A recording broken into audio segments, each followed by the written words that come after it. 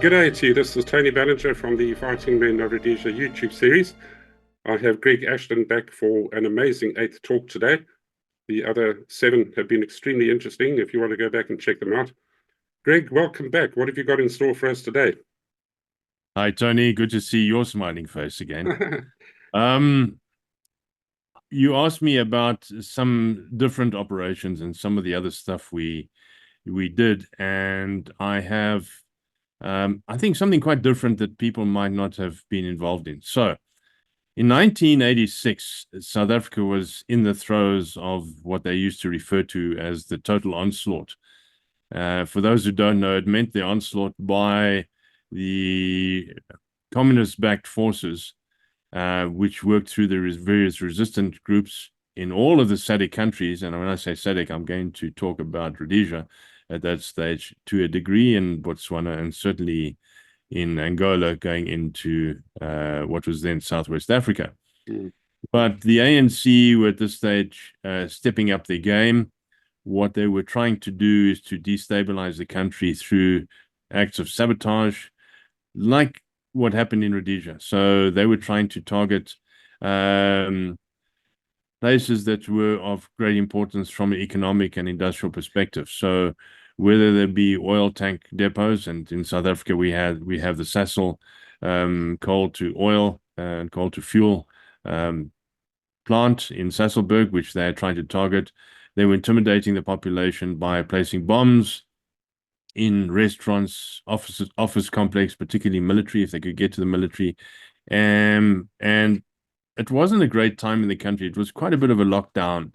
And when I say lockdown, you went to a shopping center, they would scan you, and then women had to turn out their handbags, and if you carried a firearm on you, they had to check it. So for people who've not been through that, that's what it's like. It's a bit like going to the US at the moment when you go through their customs. I mean, they search you thoroughly, and this is more or less what it was like.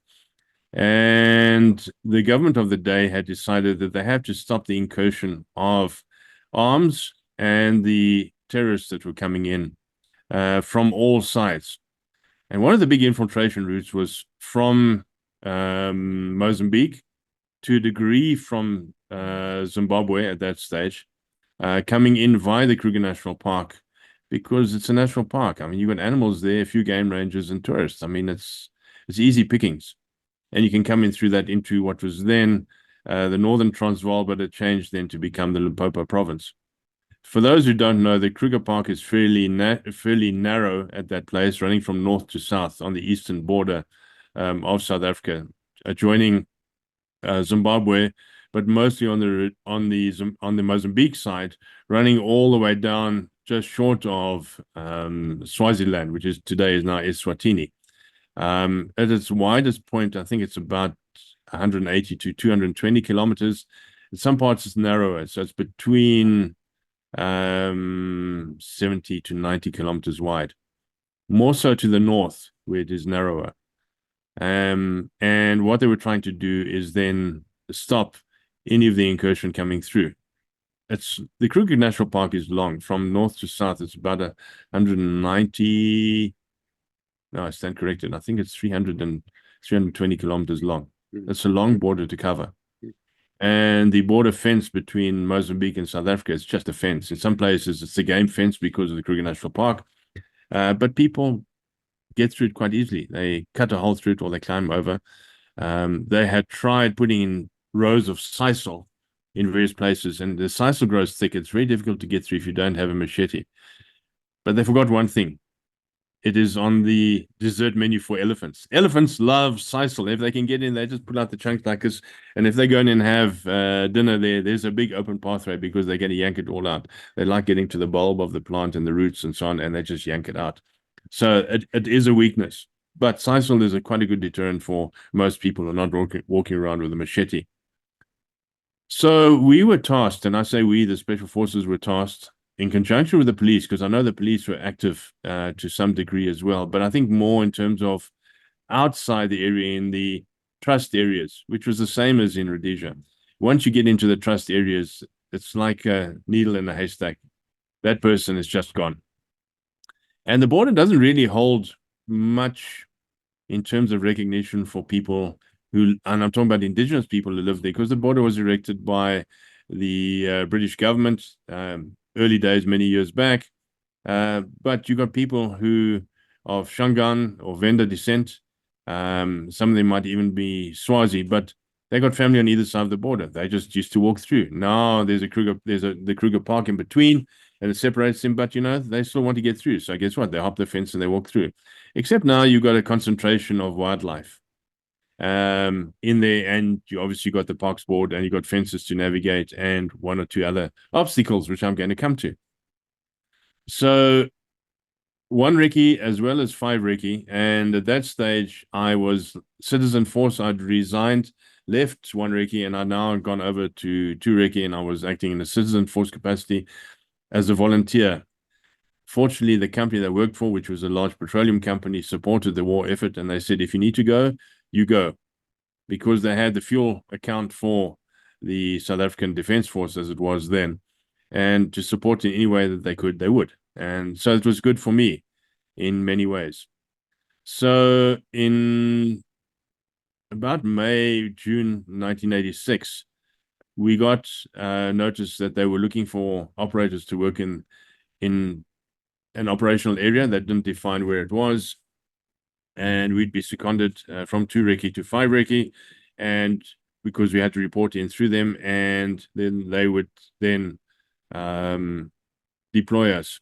At this stage, I need to mention that the war in Angola had stepped up considerably as well. So what was happening in Angola with the Angolan forces pressing down south with the support of the Cuban forces backed by the Russians, there was a lot that was going on. And I know that 5 recce as well as 1 recce had been operational up there, and some of our guys from 2 recce had been seconded to them and gone up.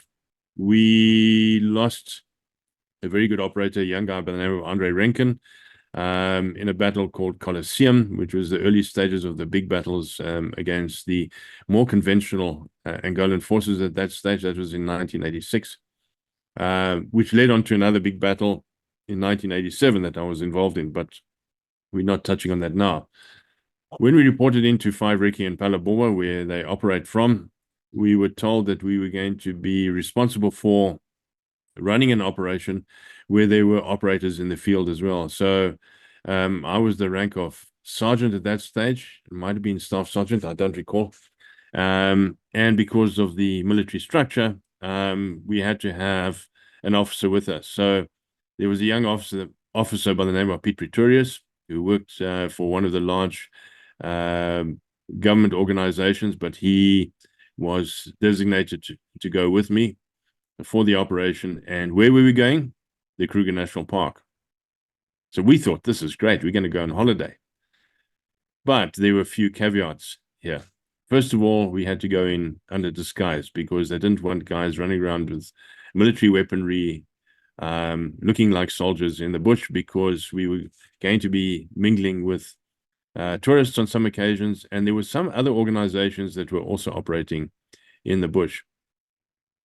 We were right up north on the Luvubu River. Now, the Luvubu River joins up with the Limpopo at one stage, but it's most probably about 30, 40 kilometers south of the Limpopo, running from west to east. Outside the Kruger Park in that area, there's the Luvubu farming area, and it is really big. A lot of orange and citrus plantations and various other farming, cattle, etc., etc. Some real hardened farmers there, and it reminds me a little bit of the area around Bulawayo, strangely enough. It's very dry bushveld. There's a lot of mapani trees. And it's dry in winter, very, very dry. The rivers start drying up, and I'll touch on that a bit later. So we were told we were going to be operating undercover, and our cover was going to be the Department of Water Affairs. Now, how much did I know about water and water sampling, etc., etc.? Zero. I knew nothing. My partner Pitt knew even less. He was an electrical engineer. But we were told we were going to go in and operate undercover, pretend that we were from the Department of Water Affairs. They gave us a vehicle, which was one of the old white Land Cruisers, the pickup Land Cruiser. And that's where we'd operate. We would be going to an area where there were a lot of scientists and other people who were working in that area. So you had entomologists, and you had people who studied the plants and the herbivores and the carnivores and so on. There were most probably 5 or 6 different groups of people. And we had to drive in from the Whaireki base. We went in through the gate at Palaboa and then drove up north. And it's quite a long drive. It's most probably about a 5 or 6 kilometer drive at 60 kilometers an hour. Got to where we had to go. We pulled off the road and went to our designated area along the Lavuba River under the trees. And we drove past a whole lot of caravans and vehicles that were passed there. And you could see the testing equipment outside. And you could see people walking around, a lot of them sort of in shorts and short sleeve shirts, but with hats on because it was about July, August, but it's still warm that part of the country, and we were going to be there for a period of 3 months. So it meant we would be right through until November. So we pulled into where our tent was clearly our tent and caravan which had the Water Affairs logo on the side, and we got out, we took out our equipment and stuff. Noticed no military equipment, so we were dressed primarily in like khaki pants, long pants and shirts and things like that.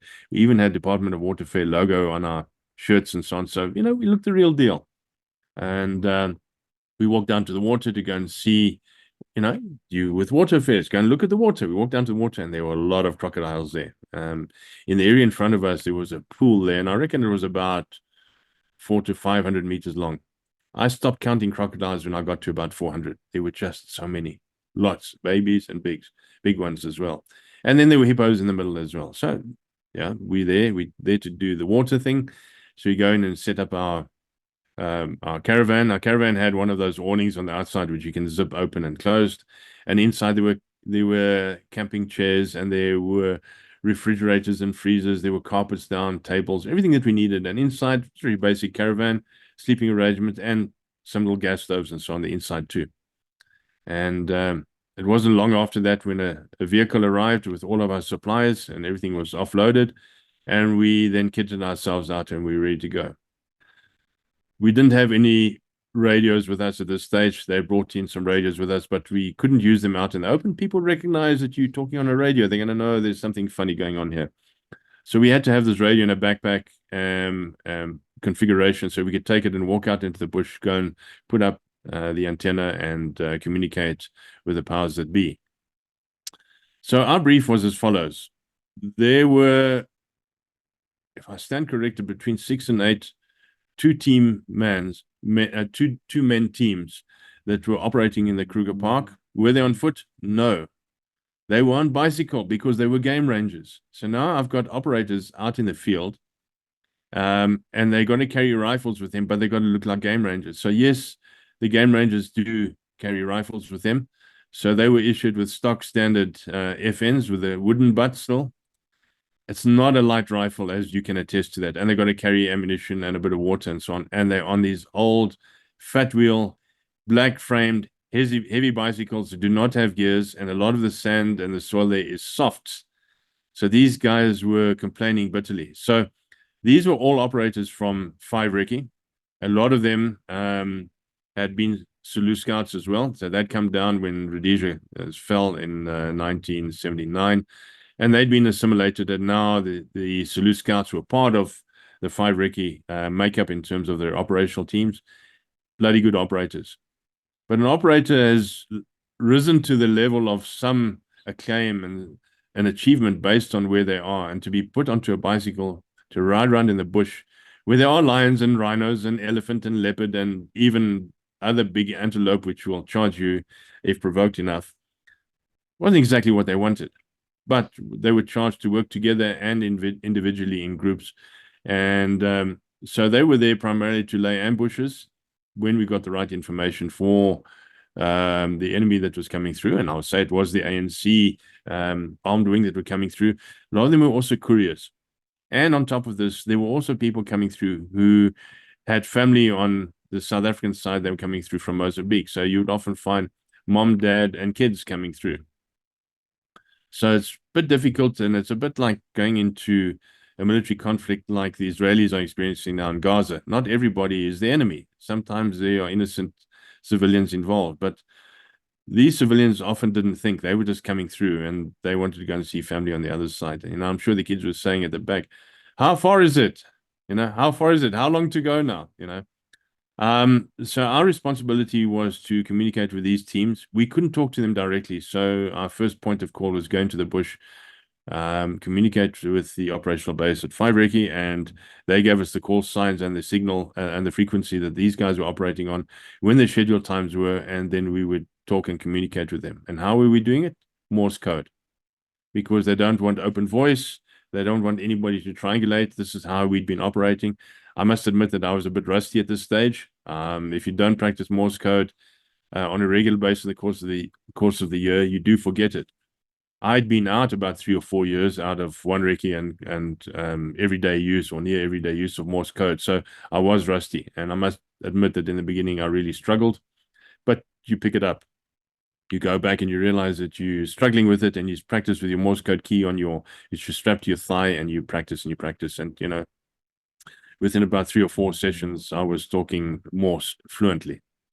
Anyway, so we contacted operational base, and they came back to us and said there are teams out there. In our immediate area, there were 3 teams. There were some further south. We'd have to contact them, which we did. That nighttime, we got on to just before sunset. We were in the bush. We went to go and schedule a call with them. So we talked to them on Morse code. They came back to us and they said they'd meet with us in 2 days. So rendezvous with us near the base. Obviously, when I say base, where we were operating from the Luvuba River, we couldn't obviously meet with them there because it would give the game away. Why are water affairs guys meeting with people, the game rangers? So that was fine. So we planned a certain designation, which was near a junction of a road that was a bit south of us, and about 200 meters in from the bush, and that's where we would meet with them. It was fine. That was that same day. The next morning, we had a delegation of all of the other scientists and people in the area coming over to us to welcome us, to say, nice to see you here. They said, it's really great to have water affairs people here, but we know that you're not water affairs, so you must be military. And I know why. Our predecessor had been there. He'd forgotten about what he needed to do, and he often had his rifle slung over his shoulder. So it gave the game away, but they were quite happy that we were there. And, they had been briefed by the Defense Force HQ to say that there are things going on. We're trying to do this, just keep it under wraps. And they did. And it was quite nice. We separated ourselves from them because we didn't want to become too familiar. We didn't want them to know what we were doing. And we just waved to them and say hi and bye and so on. What we did have to do is to meet up with the regional ranger for that part of the Kruger National Park, a gentleman by the name of Leighton Hare.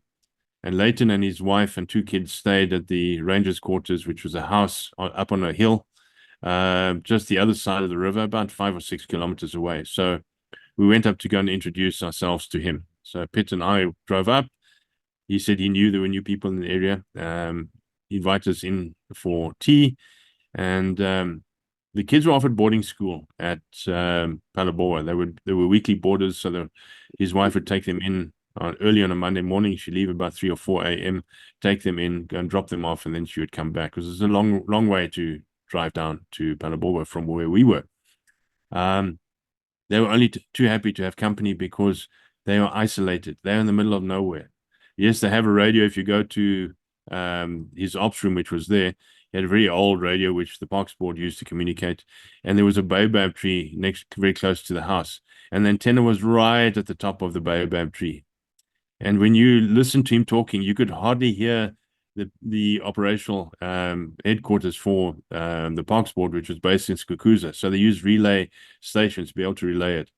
But you struggled to hear. I listened to this guy, and all I hear is, can you hear something? He said, no, he's just said this, this, and this. And that's also confirmed. They were still using telex machines. Would you believe telex machines? And the telex machine would come out as a strip. And I remember him taking it, and he's reading it like this. And he's just running his fingers across, and he says, oh, just confirm the meeting and this. Oh, there's the number there. In the old days, if people worked with the telex machine, and for those who don't know, in the old days before we had email, we had telex machines. Now, I stand corrected here. Tony, correct me if I'm wrong. But telex machines were primarily used for the financial institutions so that they could broadcast the financial results, and the news organizations like Reuters used it as well.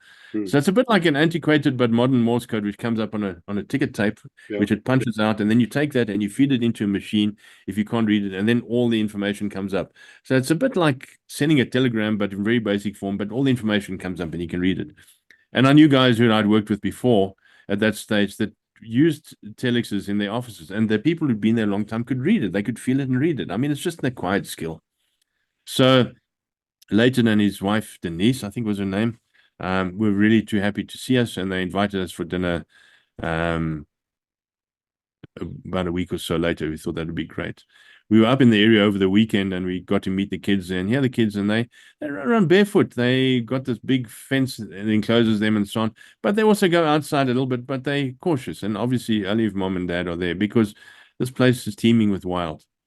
And anyway, so we came back to where we were, got our house in order, packed all our food, and we thought, we need to do something else. You know, we need to stay fit. We need to be able to do this. But there are tourists driving around in the area. We would see them at a distance. We could see from where we were, because we were on a dirt road that had these big, made of these like stone plinths, and they've got this big red sign with a white thing inside, no entry, you know. And I think it said Park Ranger or something like that. So they didn't come in there, but we could see them, and the road was about 400-500 meters from us, and it was dry at this stage of the year, so you must remember that. Now, where we were based, there are a lot of gommels there. Now, you know what a gommel is. For people who don't know, it's a koppie. In other words, in the hill. But like the southern part of Rhodesia and on the eastern side, a lot of those gommels or koppies are made out of rock, and sometimes rock and red soil, and the trees grow on them. And it's quite beautiful. And if you're an artist, which my mom was, she loved painting these because they're just beautiful in terms of their structure and how they stand out in the bush. They liked by leopards because it gives them a high vantage point. They can get in there. And the road sort of winds through between these things. So the riverbank further up, which we crossed over, there was this fork coming into the Lavuba River, and this was dry. We went to go and test our skills there about finding water. So we dug down into the soil. We must have gone down about 2 meters. We weren't prepared. We used our hands.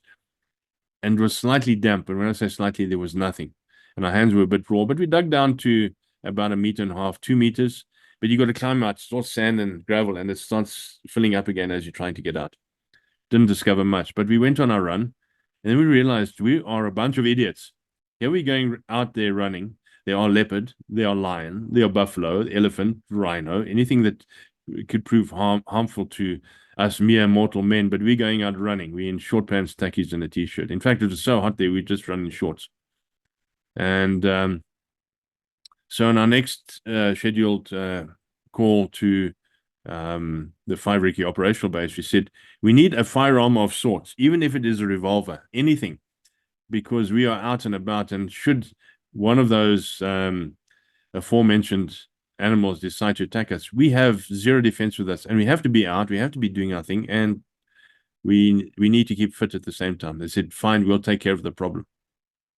So 2 days later, we met up with 2 of the 3 operator teams that were out there. As we were leaving the rendezvous, the third one came in, and the others just briefed them on what was going on. So primarily what we would do, we would get scheduled information that would come through on intelligence that had been gained as to where the infiltrators would come through. These guys knew already, because some of the places, they were fairly well-trodden footpaths, and they would, the infiltrators coming through, men, women, and children, or the guys who were carrying the armaments, because they're bringing through a lot of arms, ammunition, that type of thing, or even the terrorists themselves, the operators who were coming through, be following those paths. But it wasn't always on the same path. Reason being, they knew that they possibly were being monitored, so they want to alternate the infiltration route. Secondly, they don't always come from the same area, so sometimes it's 30 kilometers more south or a whole lot more south. And I can vouch for this, because I'd been into the Kruger Park with friends of mine, and we were driving along, and here was a guy sauntering down the road, rifle over his shoulder, and he was just walking. He was actually from Frelimo. He decided to come visit his family in South Africa, and he was just sauntering through the park. I mean, I was in a civilian capacity at that stage in a car, reported to the park rangers. They said, yep, there are about 20 or 30 of them coming through every day. Now, this is a lot more south. He said, but they come through. Some are armed, some aren't, and some of them just sauntering down the road like you're going on walking down the path in a park to go to a picnic. That's how sort of casual it was. So the guys that we met with said they had intelligence, our operating teams, they had intelligence from a previous briefing they'd got of the guys that were coming through, and they were expecting various groups to come through but they didn't know which paths, so they had to monitor them. That's why we met with 3 of the teams, and there were 2 teams further south, and there was one team that was out, that'd gone out for a bit of R&R. The one guy had been sick, but you need 2 guys to work together, so they took them out for a week or 2 before they brought them back or rotated them with somebody else. So we were told we just had to be on standby. If any news came up, we would let them know, and we'd be our normal scheduled time, which was late afternoon before the sun sets. So it was normally around about 4 o'clock. And we let them go. We went back to our caravan, and it was total chaos. The baboons had got into our tent. Now, we'd zipped it closed. Oh, yeah. These baboons are mischievous, and they're clever. Yeah. They knew how to do it. They pulled the zip open, and they got in. Yeah. And there was flour and mealie meal and bread and oranges and anything you could imagine, toasties and things like it, scattered all over the place. A lot of fruit they got hold of, and they just take one bite of that and they just throw it away. Then the monkeys moved in because we were away. Once the baboons had gone, the monkeys moved in, and they had a ball. They defecated and urinated over all of our furniture and tables and small fridges and things inside. Their place was a stank to heaven and was a mess. But they damaged a lot of food and stuff we had. The baboons even found tins of bully beef, and they knew that there was something in there. They bit holes into it and they ripped it, but they sucked on them. So, the lard inside in that heat starts running out, and they were sucking on that. They did a lot of damage. We opened up the freezer, and a monkey jumped out. It got into the freezer. It closed on, and the monkey jumped out and ran away. Yeah, anyway, so we reported in with our schedule report. We do a morning, as it's called, a sked time. Yeah. We reported in and say we'd been attacked, and we told them a story about the baboons and the monkeys, and we could just hear, because we're doing in Morse code. Those guys are talking back in voice. They were killing themselves laughing. They thought it was so funny. Yeah. We wouldn't be getting food until the next week, so we had to live on whatever rations we had left over. Nothing in the freezer or the fridge had been damaged, although the baboon had got inside and left us a very nice big fat turd at the bottom down there, which was cold at this stage. But that was it. There were cans of beer, and there were cold drinks and other things like that. But we sort of had enough, and I must say, towards the end of the next resupply run, we were living off Pro Nutro and really dry stuff. There wasn't that much to live on, but that was just housekeeping on our side. So we knew what we had to do. You got to lock that thing down. We found extra long steel spikes, which we hammered into the ground to keep that canopy down on the ground so they couldn't get in. So that was it. So at nighttime, what did we do? We made a fire. We sat out around the fire. We'd ordered some extra suppliers that had come in. When we went in, they said, what do you drink? I said, I'll have an occasional beer. I like red wine now and then, but I'll also have a whiskey. So, they cater for the guys and the troops in the bush. So we had all of that. It was nice. So we'd sit there under the starlight. The nice thing about this time of the year, it's slightly chilly at night, so you're sitting close to the fire, but there's 0 mosquitoes. As mentioned in a previous story, I am a mosquito magnet, not a babe magnet, a mosquito magnet. They love me. And even then, the mozzies were hounding us. Our guys our operational teams out there had some success. We would start getting messages coming through, or on our sked time in the morning, they would tell us there was a contact last night. And what they would do, they would send in vehicles to go and pick up bodies or anybody that had been captured. Ideally, you want to capture people.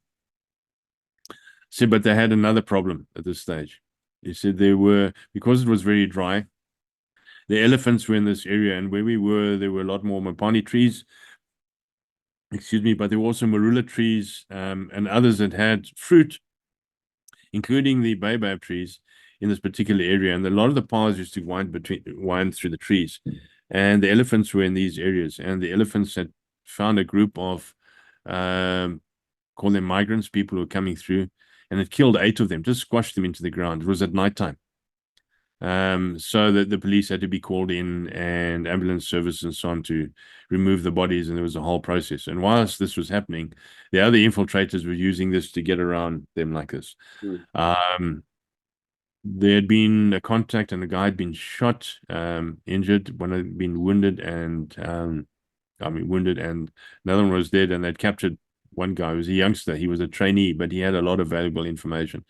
So now you've got guys operating at night trying to capture these guys. And I take my hat off to the operators that were out there. They were really good at what they were doing with the minimum amount of equipment. It's really difficult. And you want to try and catch somebody at night in the bush running away. It's hard, especially when it's dark moon. You struggle. When it's, sort of half, 3/4 moon, full moon, you have more success. And we also noticed that. So they were trying to infiltrate in the dark. But remember, I told you the motto of One Recce was, the night belongs to us. I always just say the night is my friend. There are other people living in the Kruger National Park for whom the night is their friend. Leopard, lion, hyena, any of those animals walk around nocturnally. And I think that some of the lion prides have been talking to other lion prides and said, hey, we on a good wicket over here. We got a walk through, never mind a drive through. You just can pick on every meal or whatever you want, large, small, many. And the lions had become a marauding problem. They were killing a lot of people that were coming through. We found some people who had come through, and these were just migrants who were coming through, had been injured. We came across a young mother and her daughter. Both of them had been badly clawed. The mother had been bitten on her shoulder, but she managed to escape and climb up a tree. We just happened to be driving past an area, and we heard this faint voice, and here she was sitting, bleeding profusely.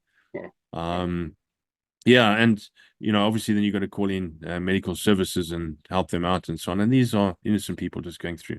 But the lions were having a field time. But because the lions were getting a taste of this, it had an implication on our rangers as well, because the rangers were very careful. In fact, some of them moved out of the area because they said, we can't operate at night.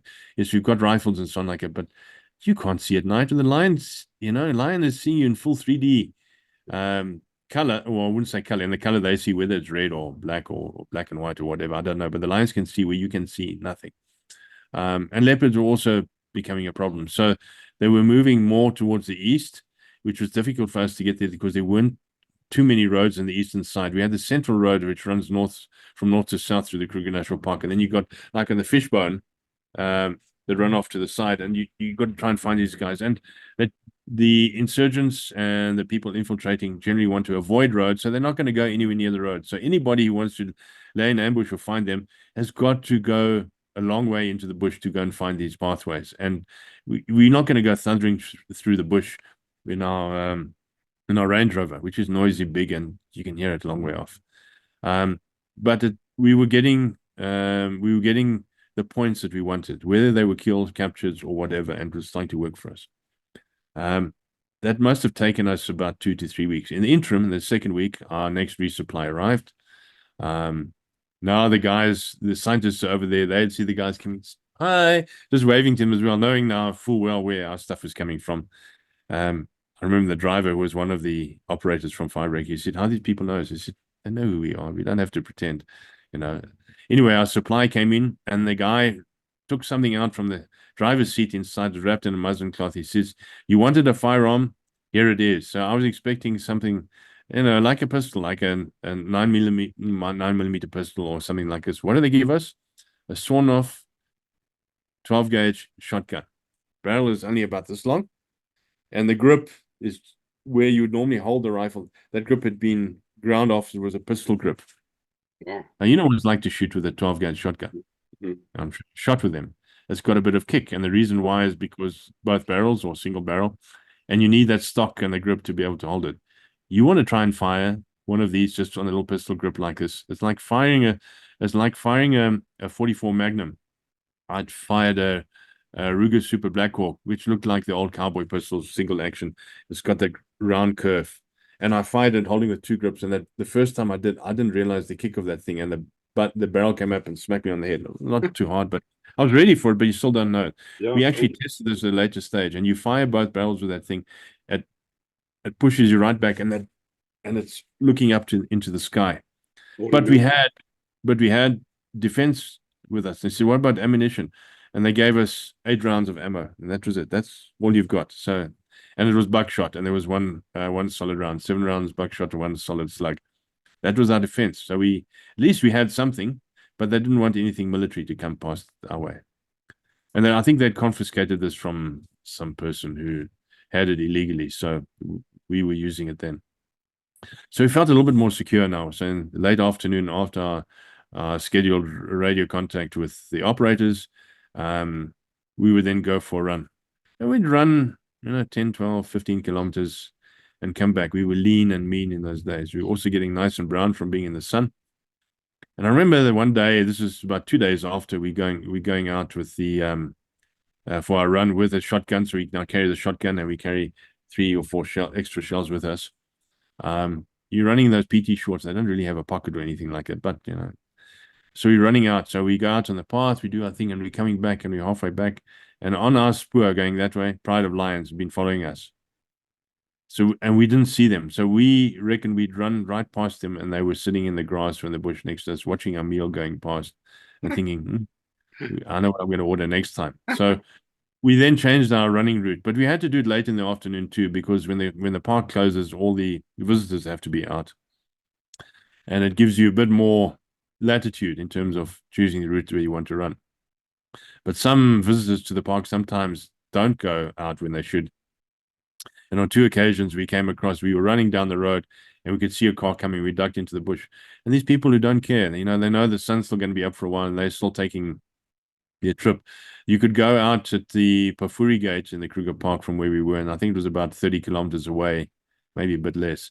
So people were still trying to get their last visit before sunset and still make it to the gate. So we just had to be cautious of this. Anyway, our designated dinner invite with Leighton and Denise came up, and we went over to go and see them. So you sort of dress in sort of a bit more suitable attire for dinner. We get there, and they just dress down. They're the hosts. They can do what they want to. And so we had venison and sadza, or pap, for those who don't know, and a bit of tinned vegetables and things there. And she made a bit of a salad and so on as well. They struggle to get food in that part of there. They rely very much on when she goes to Palaboa to go and do some shopping and so on. Now, game rangers, like rookie soldiers, earn nothing. Now, here's a guy who's got a degree in zoology. Leighton did a degree in zoology, and then he had to do a 2-year game management course as well on top of that. So here you got a guy who's got a 5-year degree, and he was earning less than I was, and he still had to take care of his family and things like that. He had all the fuel that they use in their own car, they had to use as well. So they really, I don't say poor, they're just not looked after. They just earn very little, which we'd realized when we'd been there for the first visit. So when we went up, we took some stock of food that we had. You trade a bit, you do something. So we gave him a 5-kilogram pack of frozen lamb chops. He practically hugged us and kissed us because he was so happy. So I said, why? I mean, don't you get this stuff? He said, we haven't had lamb or mutton in about 4 or 5 years. We can't afford it, number one. Number two, there's often very little where we go shopping and so on. They were so grateful. So I said, we're going to give you something in return. So they gave us a hind quarter of a buffalo who had been chopped up and frozen. So we had steaks virtually like this. Wow. And not just a little bit, I would say like 20, 30 kilograms of this stuff. So it was really frozen. And then out comes the biltong he's made. He's made Impala biltong, lots of it, but the thin stuff. Yeah. You could load a 44-gallon drum or 100-liter drum with this stuff. There was just so much. I said, no. He said, look what I've got in my store. And we went in there, and it's just meat hanging like all dry, like that, all they've got. And he said, the Impala, I don't really eat. He says it's like bread. He said it's also so dry. Leighton was quite a scrawny guy, and when he'd make mince in the morning, he'd make mince with egg, and he'd put in like a block of butter to fatten it up, because Impala is very, very dry. There's no fat on it at all. So we spent a lot of time there with him. So we gave him some of our beer and stuff like that. So we made good friends with him. It was really nice. So we invited him to come around and come and see us later. So we were talking about it, and we were talking about going for a run in the evening. He said, you've got to be careful. There's a marauding Pride of Lion here. He said, no, I think we've come across them. He said, no, they're a nuisance. They'll even attack cars at some time. They will jump on them and they will just do damage to the cars. So you got to be careful. They're quite bold. So he said, well, that's all we have to worry about. He said, no, that's not the case. He said, when he became a game ranger, one of the things that they teach you to do is to be on equal footing with the game out there. Now, I'd been on bushcraft tracking and survival course. Yes, I'd had a rifle with me, but I had no ammunition in it. But you feel, that you're untouchable. You're full of bravado and so on. He says, but when you're on equal footing with the game, all the wildlife there, man is very low down on the totem pole. He says, so my story goes like this. He had just qualified at the ranger school. They do a bit of orienteering or orientation. And he said, part of what you got to do, you got to live out in the bush for the night. You make a fire, they give you water and something like that. And all you're going to have with you is a pocket knife. You're going to have nothing else. Pocket knife, water bottle, and out there. And this must have been, he said it was dry season, but the spring was around the corner. So it must have been, I reckon, July, August. And he says, why I'm telling you this is because there's a thing called the rutting season, where all the young males are out there and they're trying to conquest the females and trying to obviously procreate and so on like that.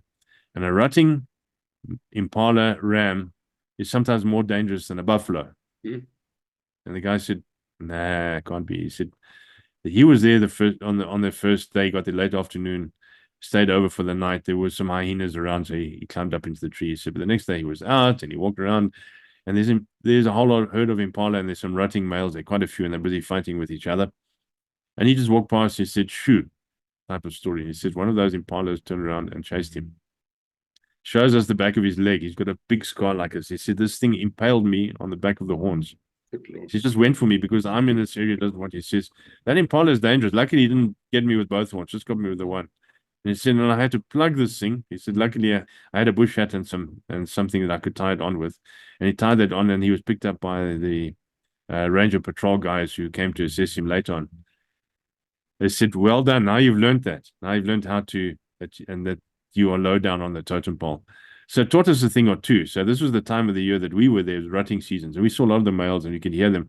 If the people don't know them, they go, that's what they do. And they're out there, and they're quite aggressive. A little bit like us. Yeah, Tony.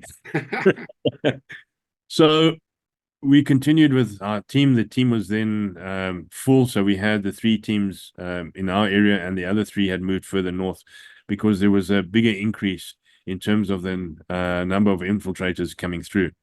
The lions still continued to do their stuff, and the elephants more and more.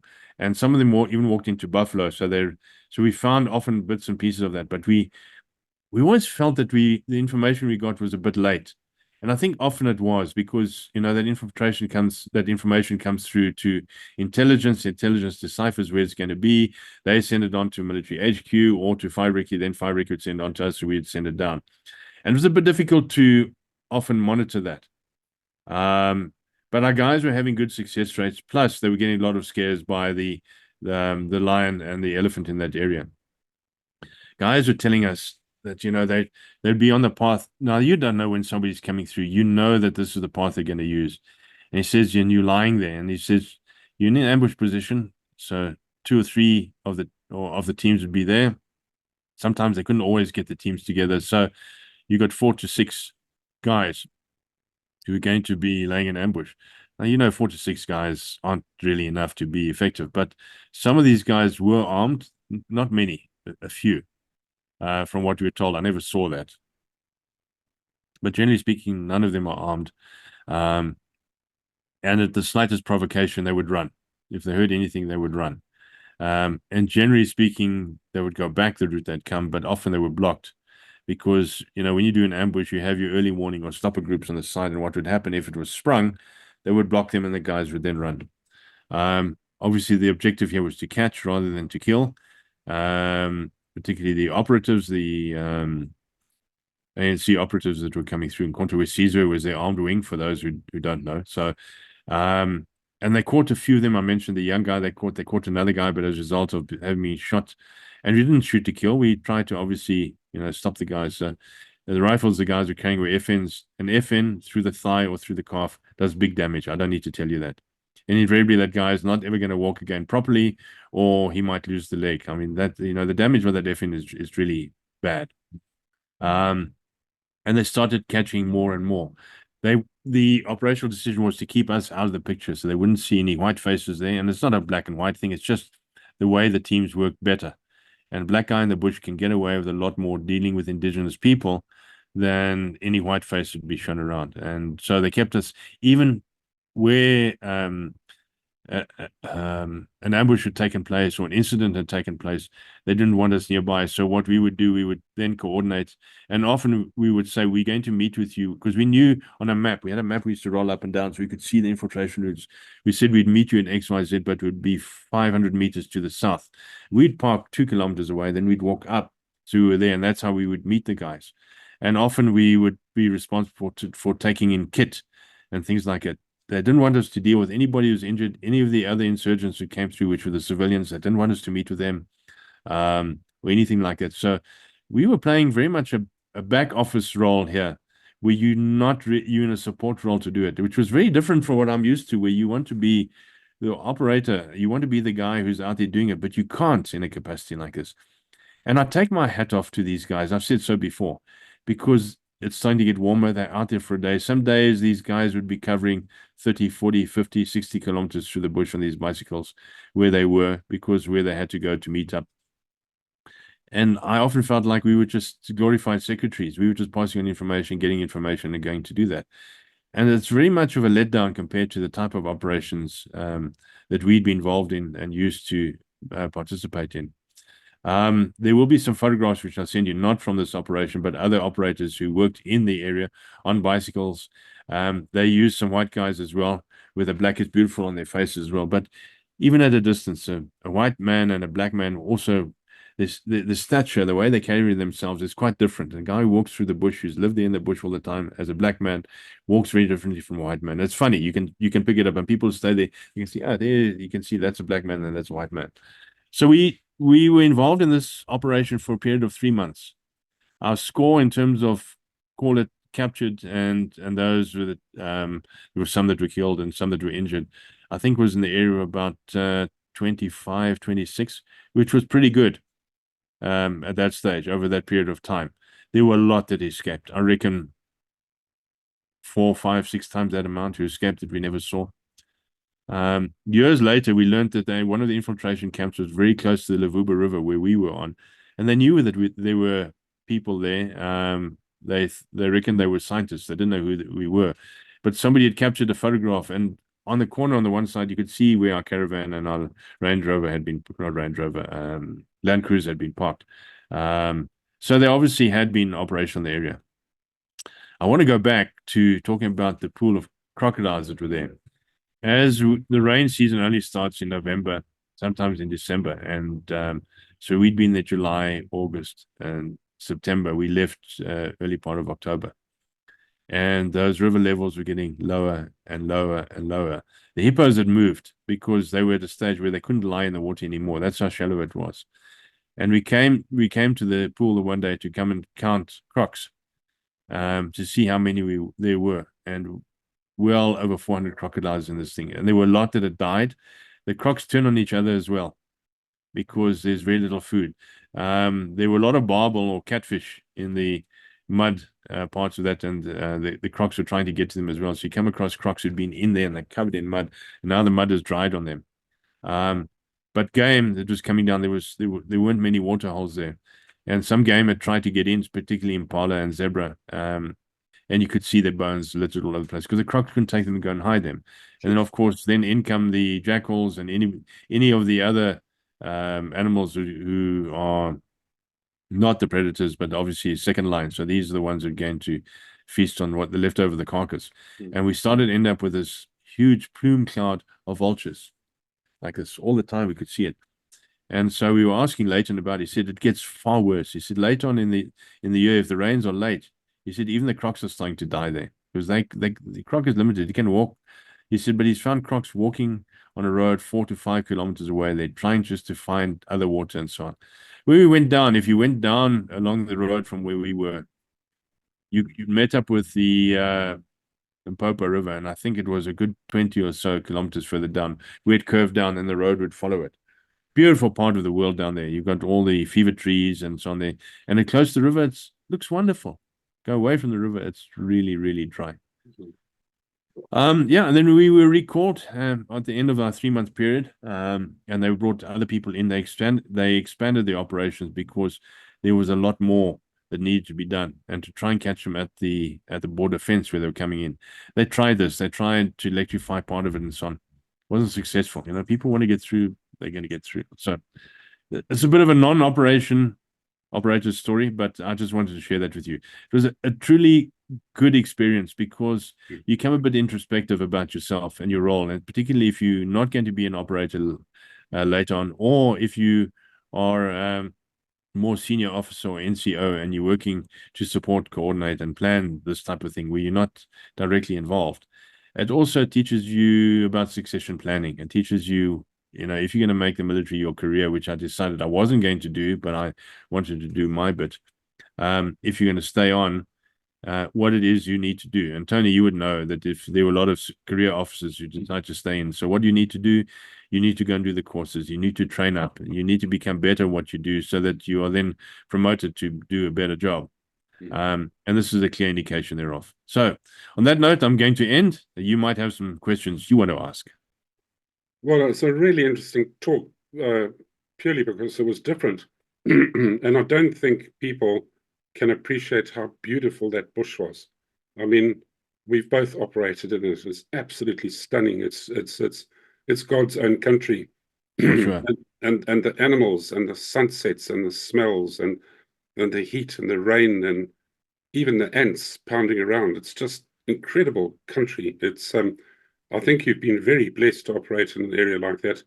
For our overseas viewers, they must struggle to actually understand that we went through this.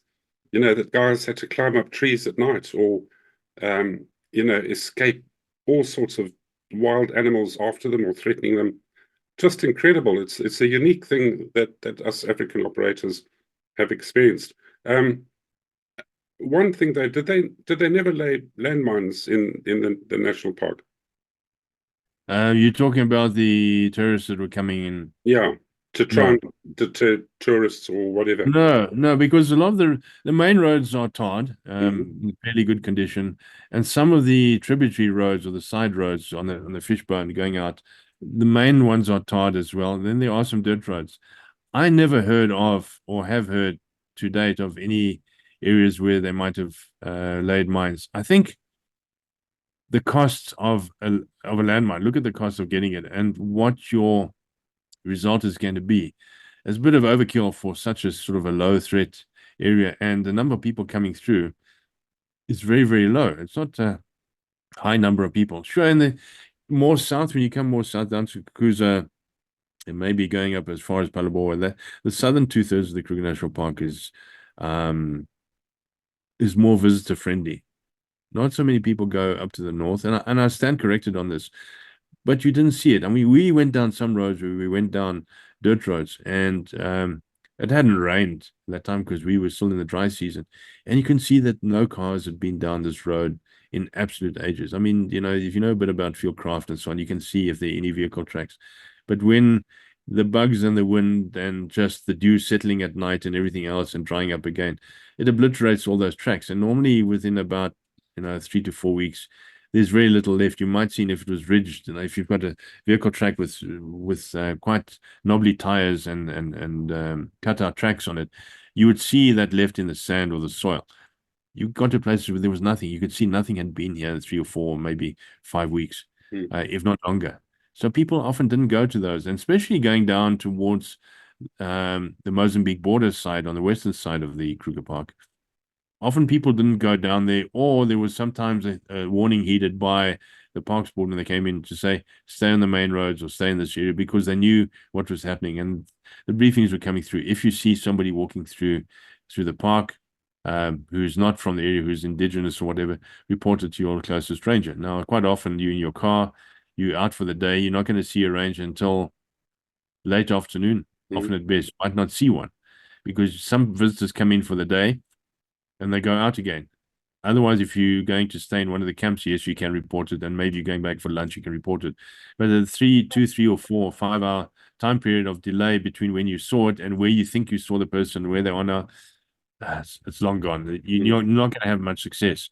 But they would report it through on their things, on their radio net. So they would report to HQ, and they would say somebody was seen in such a place. I'm sure they put it onto a pin on a map. And often they would then get an idea that this was a regular infiltration route, or it wasn't. But landmines, no. It was strange, yeah. I guess it would have been quite counterproductive for them because they wanted as a transit route, and if they started blowing people up and killing tourists, it would have brought in a lot of army, which would have made their ingress point very dangerous for them.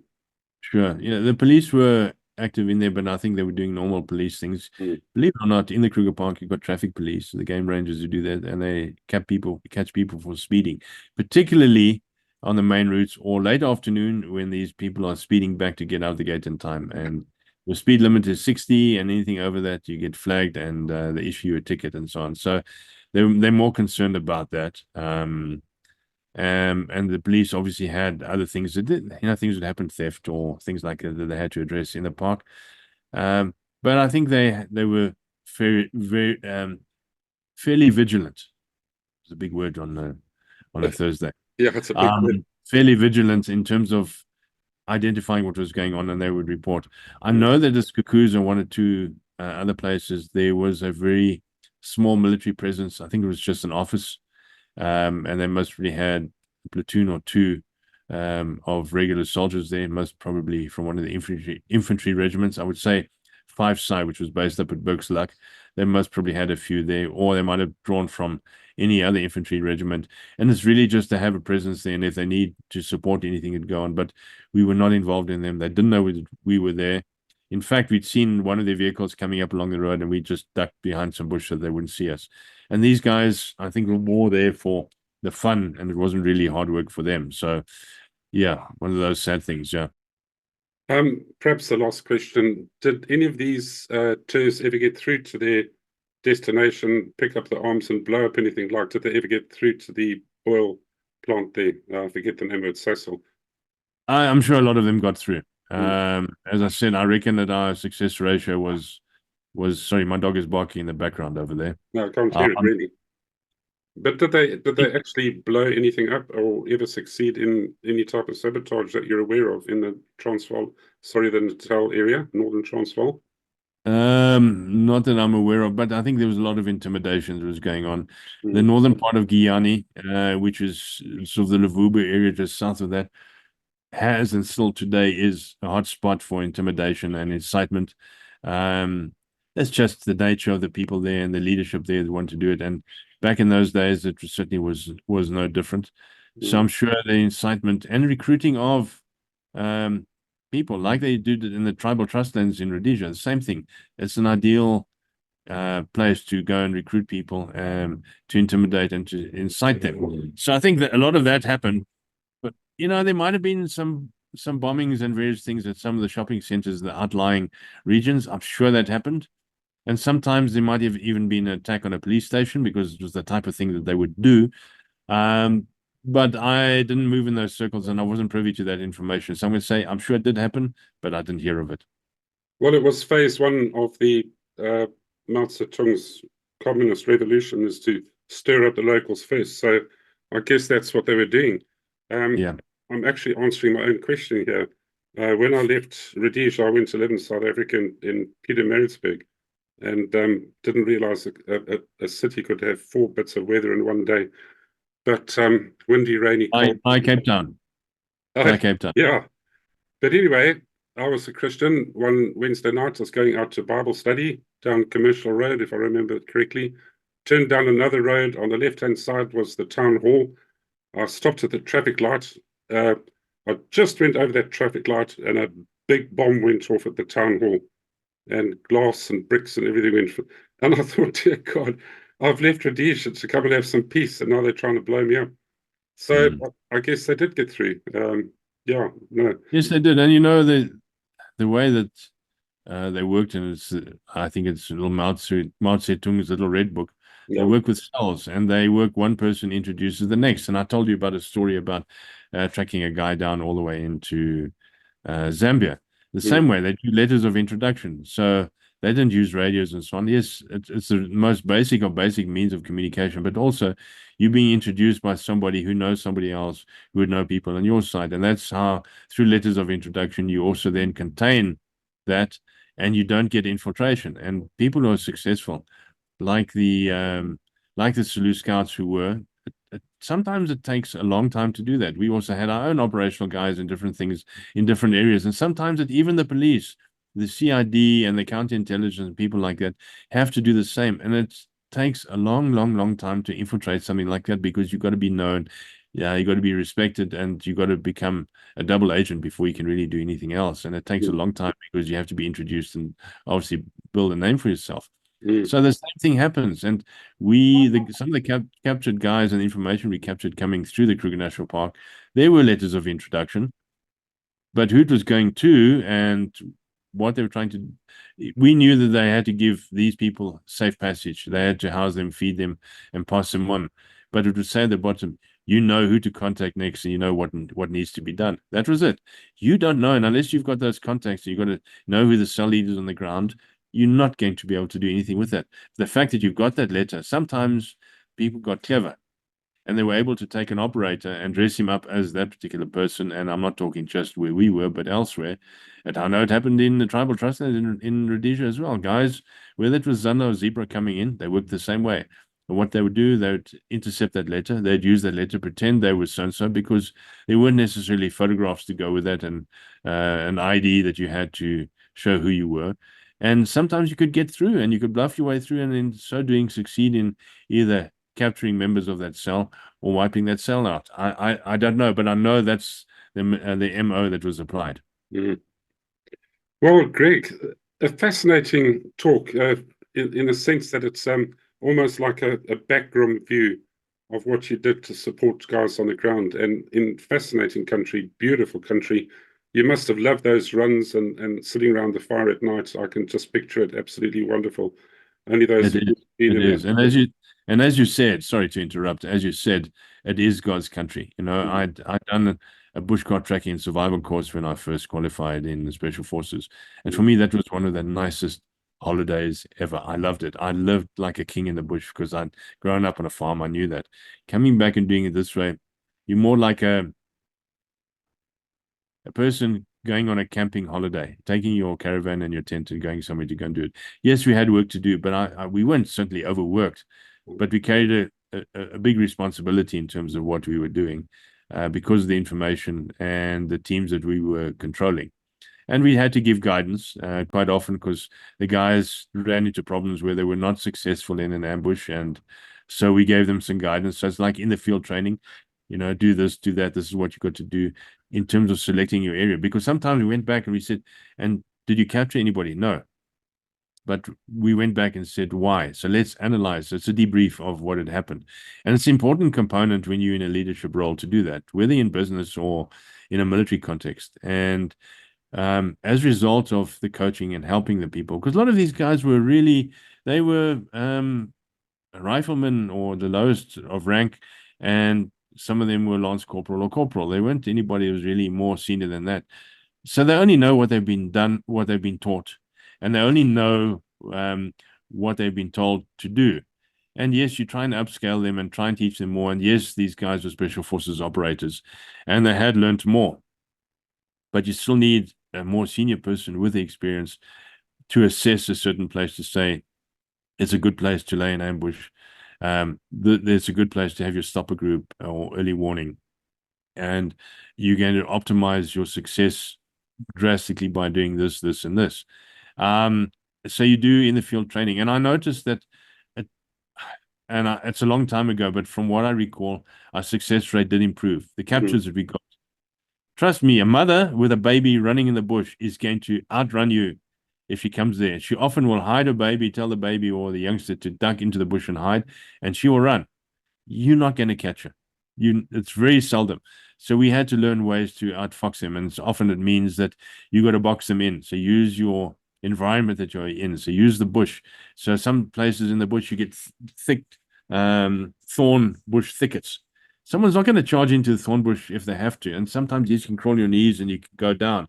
But if you're able to use the environment around you to assist you and you plan better, your success rate becomes better. So, it's one of those things. So you had to dig a bit deep and remember these are the basic things which you take for granted in some way or another. But, it's part of a team. And the guys would come back and sometimes just the inspiration of meeting us again because they were out there, they would have the resupply. I cannot tell you how much people are inspired if you reach into your cooler bag next to you and you take out a cold beer which is frosty on the side and you pop it open and you give it to that guy. Smiles on the face. It just does something because keeping your troops' morale and your own morale up is a big thing. You're out there for a long time and you think, why are these guys? They're sitting at a base camp, they're not doing much. We did the same when we were troops. We did the same. We watched these guys having great meals, doing this and that and so on. And you doing all the grunt work. Just remember, change those boots, put yourself in the other person's boots and what they are doing. And if you do that and you're able to also inspire them with something, a little bit of training, it's like a hint and a tap on the shoulder and a pat to say, well done, and so on like that. You know what? You get so much more out of them. These guys have been left to a greater extent by the previous guys that were there. I'm not going to mention names, but I think they didn't really give two hoots about them. And when we got there, I think they sort of rolled their eyes and say, yeah, here are a bunch of NCOs and officers or an NCO and officer telling us what to do. But we out in the field, they're sitting here on their asses on a camping chair around a fire. Meantime, we out in the bush. We saw a change within about 3 to 4 weeks because of what we're doing to try and inspire and motivate them. Some of the guys were smoked. So we would say, can we get X, Y, and Z type cigarettes? Or when Leighton and his wife went into the shopping center, he said, can you get us these type of cigarettes and so on? We had out of our own pocket to give to the guys. You know what? They light up, in more ways than one. Their faces light up, but they light up, light a Winston. Remember that old cigarette ad? Yeah. So it's just that type of thing. And for me, it was very rewarding. But being out in the bush, I started, I'm a keen ornithologist, bird watcher, or Twitter, as some people might refer to them as. And you start getting to know all the birds there. And because it's a different area from which you stay and you normally move in, there are going to be a lot of other birds that you don't know. So that was a great thing. And then the animals, we saw everything. I even saw a scaly anteater, which is very similar to the armadillo in the States. Even saw that. We had some bushbuck used to come into our tent at night, and some nights we would actually sleep outside next to the fire because it was getting nice and warm. And there's nothing nicer than lying outside and sleeping. And people say, "But you're in the Kruger Park, or you're in a nature reserve where you got the big five and the dangerous, however types." Yeah, you got them there, but we've been doing it for so long. And you wake up at night. I remember waking up and looking up, and here's a bushbuck, a young bushbuck, close to me here, just looking at me here, not knowing what I am and so on like that. I got up and stirred a bit, but they'd been there around and they just walked around. I mean, that is just something unbelievable, really special, Beautiful. Yeah. And that canopy of stars at night, good Lord, there's nothing like stars in Africa. Yeah. I mean, you go outside at where you stay now and you look up at the sky. How much do you see? Besides the light pollution, other pollution, you see very well. This is England. I'll see cloud. That's it. when there is no cloud, but even here, where right. I'm in Johannesburg now, there's some nights it's clear, and if the wind's blowing a bit and blows the stuff away, and I watch the International Space Station comes over, and you see things like it, but it's not clear. Go out into the bush, and it's 3-4 times more clear, and it's just beautiful. And you hear the sound of the nightjar at night. I don't need to tell you that. It's just beautiful. Special.